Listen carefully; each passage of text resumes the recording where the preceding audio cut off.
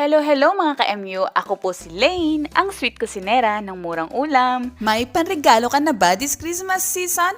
Bakit hindi mo subukan mag-DIY at magpa-impress sa mga friends mo? Tara!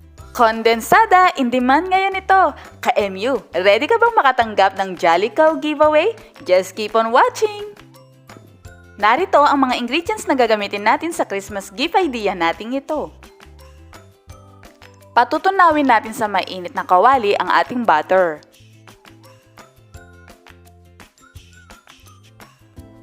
At gagamit tayo dito ng sweetened condensed creamer. At ang gagamitin ko ay itong Jolly Cow Condensada. Alam nyo ba mga ka-MU, dati akong gumagawa ng ice cream at ang ginagamit ko talaga ay itong Jolly Cow Condensada. Walang halong biro yan ha, kasi bukod sa murang-mura ay malapot at hindi ito malabnaw.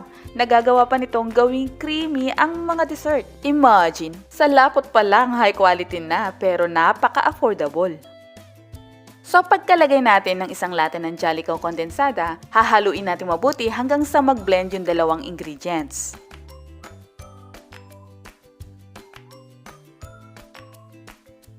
At lagyan din natin ito ng 2 egg yolks. Mabilisan natin itong ihalo para hindi mamuo.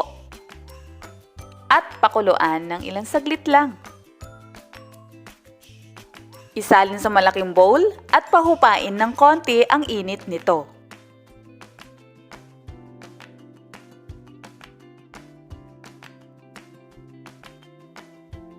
Ngayon, ihalo dito ang crushed graham ng paunti-unti.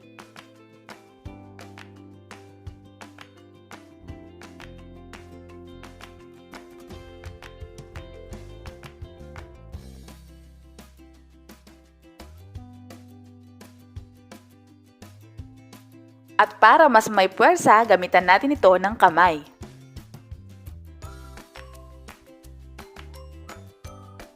Lagyan ng nonstick baking paper ang isang sisidlan.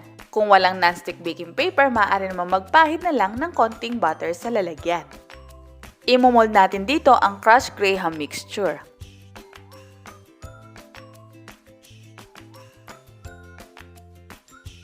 At pag na-smoothen na ang top part nito, maaari na itong i-slice depende sa laki ng gusto ninyo. At syempre, mas attractive kung may iba't ibang toppings ito. Meron ako dito ng candy sprinkle, sliced almonds, chocolate chips,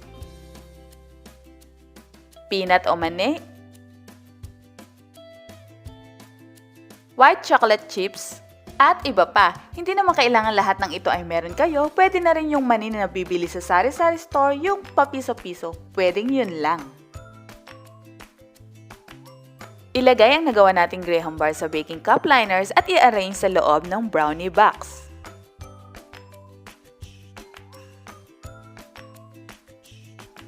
Narito na ang ating graham bars. O diba mga ka-MU, nakagawa tayo ng pwede nating ipang-gift sa ating mga friends and relatives. Mas madaming magagawa kung maramihang sukat ng ingredients ang gagamitin at mas maliliit ang cut ng graham bars. Siguradong mai-impress ang pagbibigyan mo nito. Bukod sa masarap, maa-appreciate din nila ang effort mo. Heto na! Mga ka-MU, sino sa inyo ang gumamit na o gumagamit ng Jolly Cow Condensada at saan ninyo ito ginagamit? Sa desserts ba?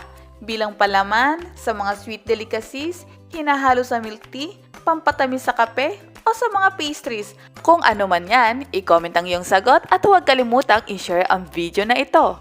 Maaari kang manalo ng Jolly Cow Condensada na maaari mong magamit ngayong holiday season.